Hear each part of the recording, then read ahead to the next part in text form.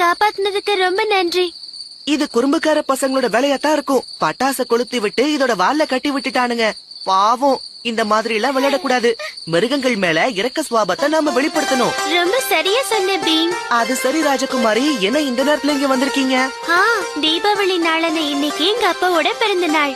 உங்க எல்லாரையும் அரண்மனைக்கு இன்வைட் பண்ண வந்திருக்கேன். ஓஹோ, நல்ல விஷயம் தான் இளவரசி. இளவரசியோட இன்விடேஷன்னா சும்மாவா? நாங்க அரண்மனைக்கு அவசியம் வருவோம், நிச்சயமா. ஜெயவர்தன் மகாராஜா, என் பிறந்த நாள் அதுவுமா நீங்க அரண்மனைக்கு வந்தது சந்தோஷமா இருக்கு. ஆமா மகாராஜா, எனக்கும் உங்களோட ராஜ்யத்தை பார்க்கும்போது சொல்ல முடியாத அளவுக்கு சந்தோஷம் ஏற்பட்டுருச்சு.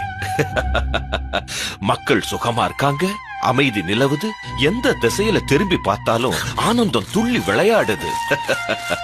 ஆனா உங்க ராஜ்யத்துல ஒரே ஒரு குறை மட்டும் இருக்கிற மாதிரி தெரியுதே.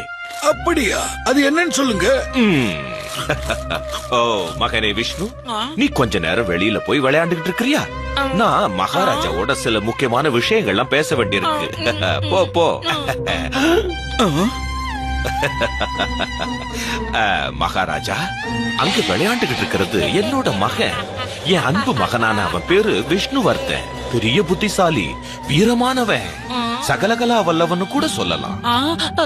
என் மகனை நீங்க மனப்பூர்வமா ஏத்துக்கிட்டீங்கன்னா எதிர்காலத்துல நீங்க இந்த ராஜ்யத்தை பத்தியோ இல்ல நான் ராஜகுமாரிய பத்தியோ எந்த விதமான கவலையும் பட வேண்டிய அவசியம் இருக்காது.